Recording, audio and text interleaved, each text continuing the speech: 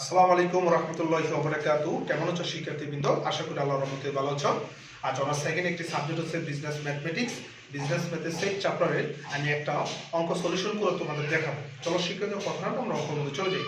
তো শিক্ষার্থীবৃন্দ এখানে আছে প্রমাণ করে যে a intersection b intersection c as equal to a union a intersection তারপর ব্র্যাকেট b ইন্টারসেকশন c, অর্থাৎ এটাতে এটা প্রমাণ করতে দিয়েছে।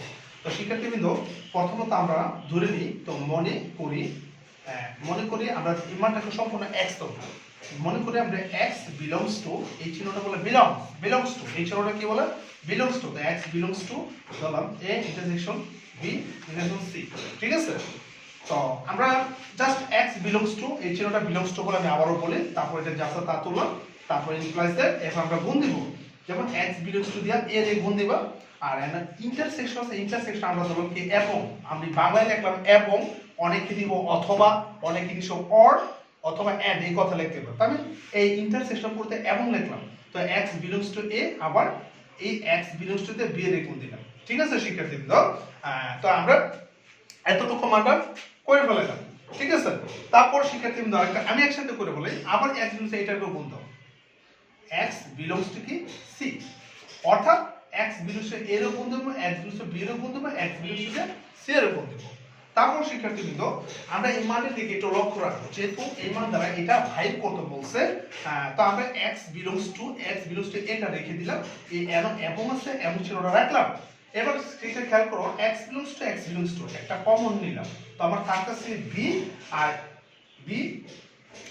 তো শিক্ষার্থীবৃন্দ একটু খেয়াল করো, হ্যাঁ এখানে একটু খেয়াল, এখানে আমরা কি লিখলাম, এখানে একটু এবং লেখার দরকার ছিল, আমরা একটু এবং হাইড করছিলাম, যেহেতু এবং আসলো, তো এবং আছে x বিলংস টু কি, x বিলংস টু কমন, তো থাকতেছে b, এই এবং এর পরিবর্তে বলে ইন্টারসেকশন, এই এবং এর পরিবর্তে ইন্টারসেকশন লিখে দিলাম।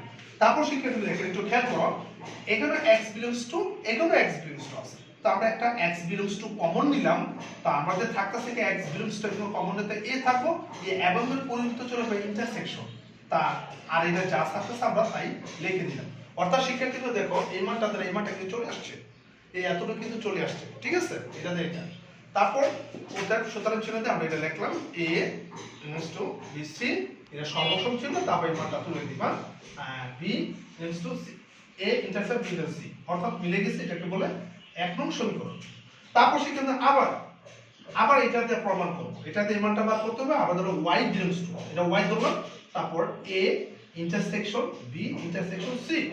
তো শিক্ষার্থীদের ও অঙ্কটা হওয়ার জন্য একটু টেকনিক বোঝায়, রনি অঙ্কটা খুব একটা টেকনিক খেয়াল করো, যেহেতু এই মানটা তুলছে এখন উল্টা যাবে না, এটা উল্টা গেলে এই মানটা চলে আসে, খালি যে জায়গায় x আছে এই জায়গায় y লিখতে হবে।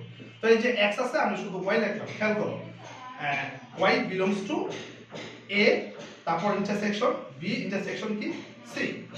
তারপর শিক্ষার্থী আবার উল্টা যাচ্ছে, একটু খেয়াল করে দেখো, এই এক্সট্রা y হয়ে যাবে y বিলংস টু কি a, এবং এই যে এক্সট্রা y বিলংস টু কি b, এটা যা আছে আমরা তাই রাখলাম। তারপরে যে তৃতীয় লাইনটা আছে অলরেডি খেয়াল করো, এক্সট্রা y হয়ে যাবে y বিলংস টু কি a, এই যে এবং আছে এবং y বিলংস টু কি b, এবং আছে এবং চিহ্ন দিলাম, তারপর এই যে y বিলংস টু কি c।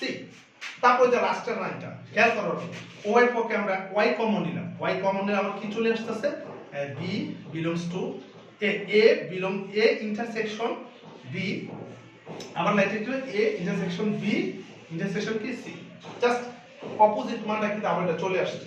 তো আমি এখন চলে আসে, তখন আমি আবার এই মানটা লিখব a intersection b intersection c, তারপর সর্বসম চিহ্ন আর এই মানটা লিখে দেব, কি লিখব a ইন্টারসেকশন b তারপর c, এটা হলো 2 নং সমীকরণ। অর্থাৎ আমাদের অঙ্ক উঠে গেছে, আমরা লাস্ট থেকে কথা লিখব প্রমাণিত।